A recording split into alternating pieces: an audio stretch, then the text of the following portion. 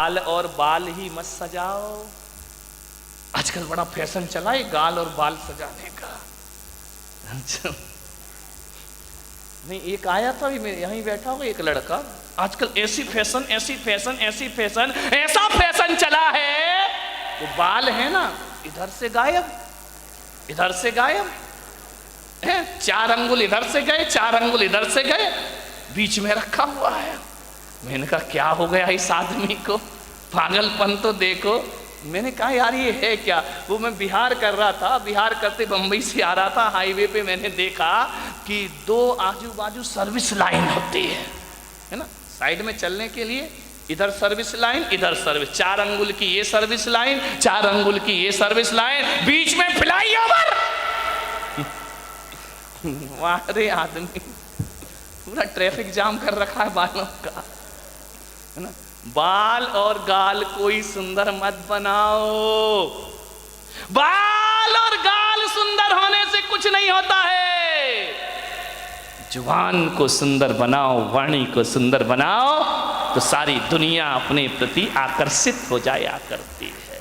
कभी विचार किया 1000 लीटर नींबू का रस कितना 1000 लीटर नींबू का रस यदि इस पंडाल में लाके रख दिया जाए, एक भी चींटी उसकी तरफ आकर्षित नहीं होगी। 1000 लीटर नींबू का रस, एक भी चींटी उसके पास नहीं आएगी। और एक बूंद चाशनी गिरा दी जाए, हजारों चींटियां उसकी तरफ आकर्षित हो जाया करती हैं, हजारों चींटियां उसकी तरफ आ जाती हैं। अपनी वाणी को नींबू जैसा खट्टा मत बनाओ, अपनी वाणी को चाशनी जैसा मीठा बनाने का प्रयास करिए। हजारों लोग आकर्षित हो जाएंगे मीठी वाणी से, हजारों लोग तुम्हारी तरफ आएंगे। वाणी में मिठास होना। खट्टा नींबू क्या दशा होती मालूम नींबू की, बेचारा बाजार से आता है, यूं यूं दबाया जाता है, दबाने के बाद उसे चाकू से काट दिया जाता है, 2 टुकड़े कर दिए जाते हैं, फिर निचोड़ा जाता है, और निचोड़ने के बाद सड़कों पर फेंक दिया। खट्टे लोगों की यही स्थिति होगी, ध्यान रखना। निचोड़े जाओगे, सड़कों पर फेंके जाओगे, सैकड़ों लोग तुम्हारे ऊपर लाते रख के निकल जाएंगे। ध्यान, चाशनी बनो, मीठे बनो, वाणी में वीणा की झनकार होना चाहिए। लेकिन आज वीणा की झनकार नहीं, वाणी में बाण बसे हुए हैं। ध्यान रखना, एक महाभारत का युद्ध हुआ इस देश में। एक बात याद रखना, ये महाभारत द्रौपदी के चीरहरण से नहीं हुआ है, ये महाभारत जुए में हार जाने से भी नहीं हुआ है। ध्यान रखिए, ये महाभारत शकुनी के पासे बदलने से भी नहीं हुआ है। ये महाभारत इस देश में यदि हुआ है तो ध्यान रखना दुर्योधन के कारण भी नहीं हुआ है। ये महाभारत इस देश में यदि हुआ है तो द्रौपदी के कारण इस देश में महाभारत की रचना हुआ करती है। मान्यवर आप विचार करिए, जब पांडवों को खंडप्रस्थ दिया गया कि जाओ पांडुपुत्र, धृतराष्ट्र ने कहा खंडप्रस्थ तुम्हें दिया जाता है, पूरा हस्तिनापुर दुर्योधन को दिया जाता है। ध्यान रखना, प्रस्ताव रखा, सुलह की बात हुई, दुर्योधन ने खंडप्रस्थ दे दिया। जहां ना पानी बरसता था, ना जहां फसल होती थी, बंजर भूमि, जाओ वहां रहो। युधिष्ठिर ने कहा, अर्जुन ने कहा कोई बात नहीं, यदि हम में ताकत होगी तो खंडप्रस्थ को इंद्रप्रस्थ बना करके रख दिया जाएगा। ध्यान रखें, हौसले बुलंद होना चाहिए। खंडप्रस्थ दे दिया, जहां पर खंडरी खंडर है, बंजर भूमि है। 5 पांडवों ने पुरुषार्थ किया, मेहनत की, खंडप्रस्थ को इंद्रप्रस्थ में तब्दील कर दिया और इतना सुंदर बनाया।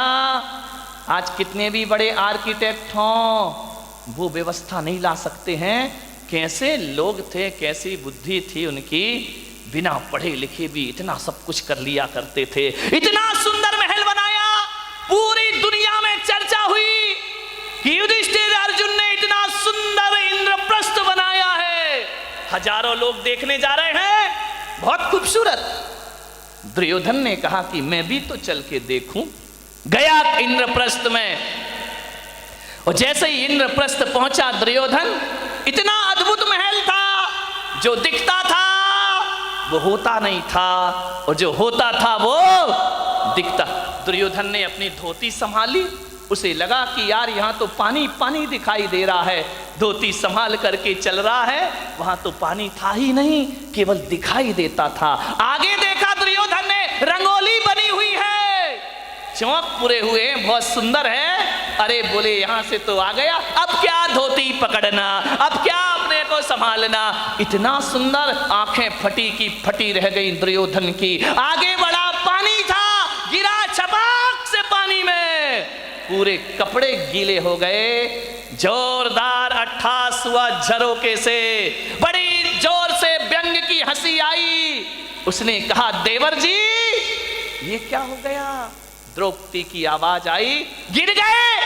अरे संभल के चलना सीखो देवर जी। पानी में गिरा हुआ दुर्योधन भीगा हुआ। द्रौपदी ने कहा, गिर गए ना, अब पता पड़ा कि इंद्रप्रस्थ क्या है और हस्तिनापुर क्या है। अरे तुम कैसे संभलोगे, अंधे का पुत्र अंधा ही होगा।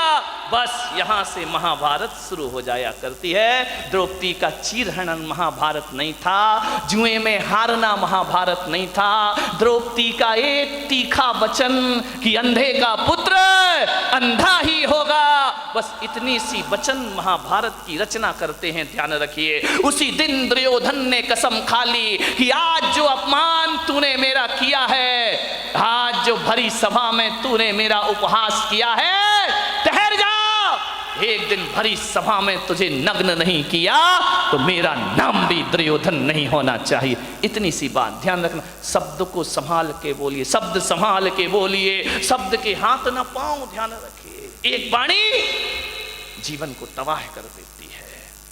अपमान किसी का मत करो।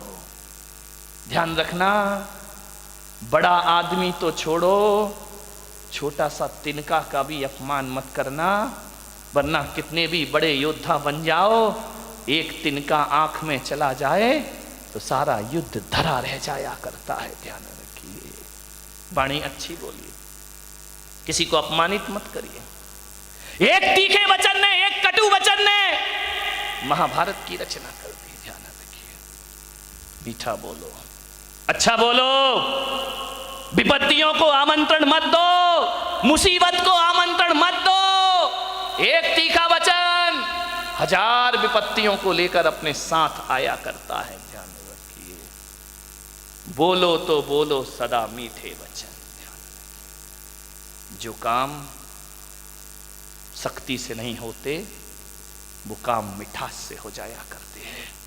खुदा को भी पसंद नहीं शक्ति जुबान में, खुदा को भी पसंद नहीं शक्ति जुबान में, इसीलिए नहीं दी हड्डी जुबान में। ध्यान रखिए, पूरे शरीर में हड्डियां हैं, जुबान में हड्डी नहीं है, क्योंकि शक्ति पसंद नहीं करता वो ईश्वर।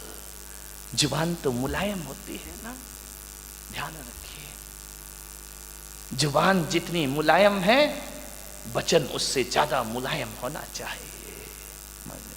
एक बात याद रखना, जुबान में हड्डी तो बिल्कुल नहीं होती, एक भी हड्डी नहीं है जुबान में। लेकिन एक बात याद रखना बारामती वालों, उसमें हड्डी तो एक भी नहीं होती है, लेकिन ताकत इतनी है कि सारी हड्डियां तोड़वा के रख देगी। ध्यान रखना, एक भी हड्डी नहीं बचेगी। यदि वो अपनी पे आ गई तो सारी हड्डियां तोड़वा देगी तुम्हारी। बहुत महत्वपूर्ण है जुबान का, ध्यान रखना। आंख एक है, आंख दो है, काम एक है।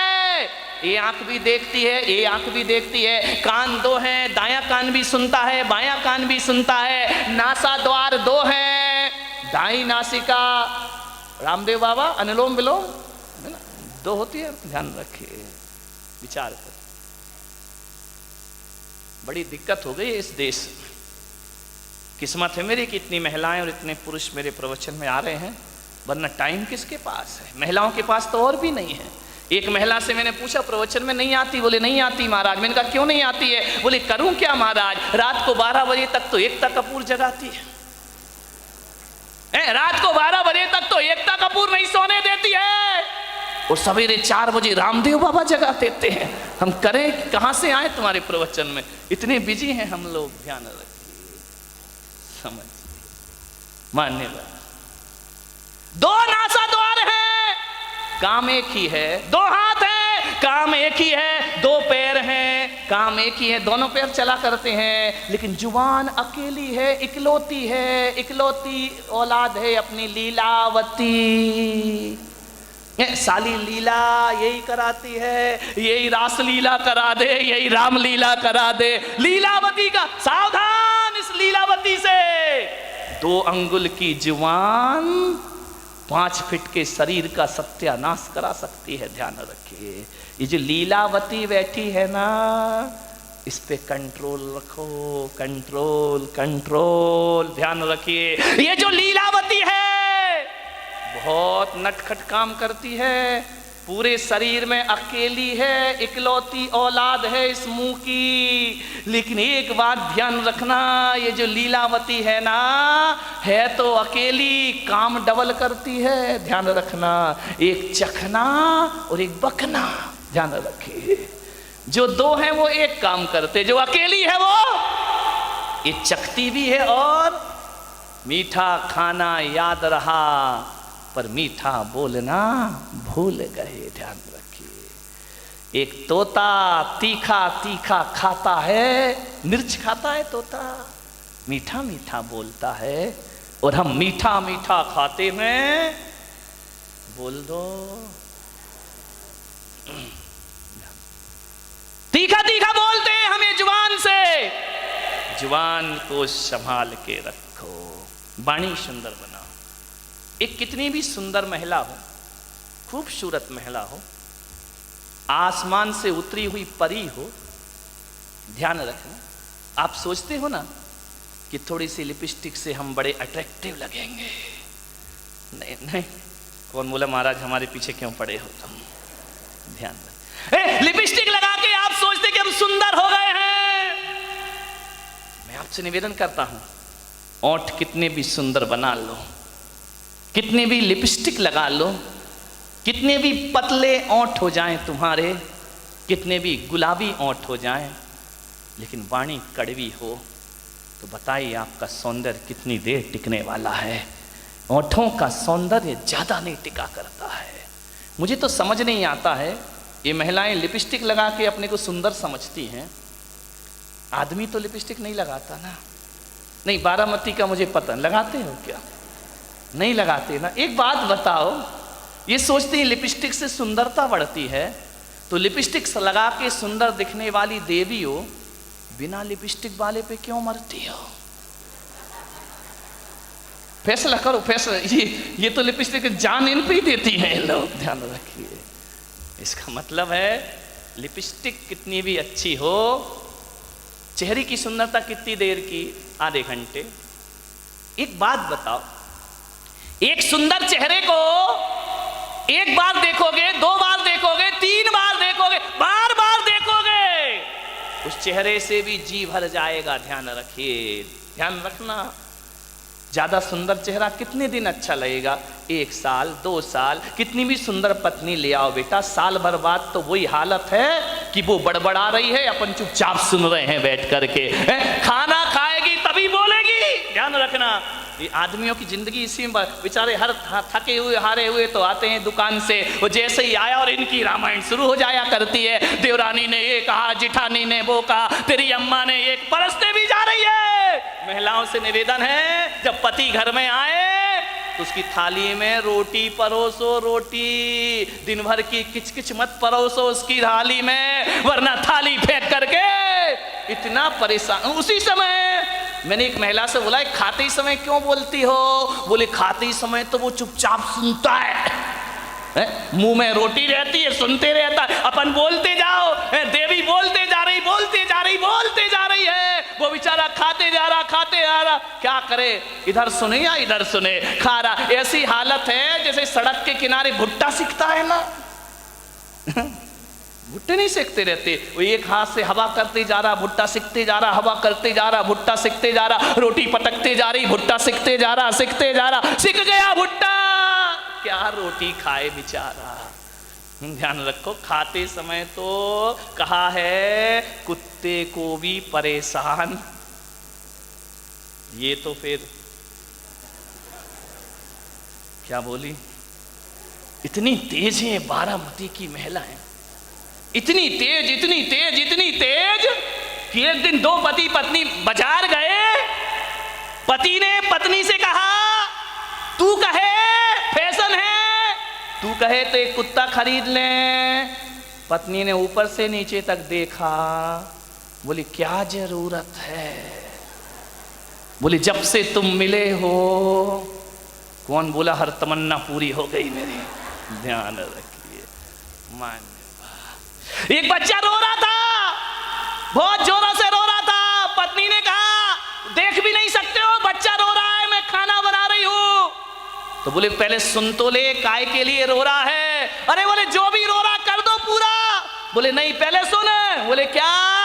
ये रो रहा है कि मुझे गधे पे बैठना है। तो पत्नी ने कहा कंधे पे बिठा के 3 चक्कर नहीं लगा सकते क्या। कुछ लोगों को घर जाके समझ में आएगा, ध्यान रखिए। एक बार यही दुर्घटना घट गई। एक बच्चे ने पूछा अपनी मम्मी से कि मम्मी एल्बम देख रहा था शादी का। बोले पापा घोड़े पे बैठ के आ रहे हैं। बोले हाँ। बोले मम्मी एक बात बताओ, ये शादी में दूल्हा घोड़ी पर बैठ कर ही क्यों आता है, गधे पे बैठ के क्यों नहीं आता है। बोले बेटा एक गधा दूसरे गधे पे नहीं बैठ सकता है। ध्यान रखिए, मान मीठा बहुत मीठा बोलिए, जिंदगी में मीठी वाणी बोलिए। विचार करना है आपको, वाणी में मिठास भरो। लिपस्टिक से जीवन सुंदर नहीं होता है। लिपस्टिक की सुंदरता 1 दिन 2 दिन 3 दिन, साल भर बाद वो चेहरा बेकार लगने लगता है। ध्यान रखना। लेकिन यदि वाणी मीठी हुई ना तो मिलते समय भी अच्छा लगता है, और बिछुड़ जाओ तो मीठी वाणी की याद जब जब आती है तब तक सुख की अनुभूतियां प्रारंभ हो जाया करती हैं। मीठी वाणी तो वो होती है बिछड़ने के बाद भी आदमी को याद रहा करती है। ध्यान रखिए। मैंने बारामती में भी ज्यादा घूमा नहीं हूं, उधर गया था पीछे। एक दिन इतने सुंदर मकान, मैंने कहा क्या गजब कर दिया भाई। मैं तो आया था गांव समझ के, लेकिन ये तो शहरों को भी पीछे कर रहा है। ध्यान रखिए। डाउट है तो ताली मत बजाओ, है ना। इतने सुंदर मकान, इतने सुंदर मकान, इतने खूबसूरत फर्नीचर लगा है मकानों में, विदेशी टाइल लगे हुए हैं। ध्यान रखना, इतनी सुंदर डिजाइन है, महंगा फर्नीचर, महंगी कार खड़ी है दरवाजे के बाहर, विदेश से पर्दे मंगा के लगाए गए हैं, एक से एक सीनरी लगी हुई है, खूबसूरत संगमरमर लगा हुआ है, इतना सुंदर कि उसमें अपना चेहरा दिखाई दे जाए।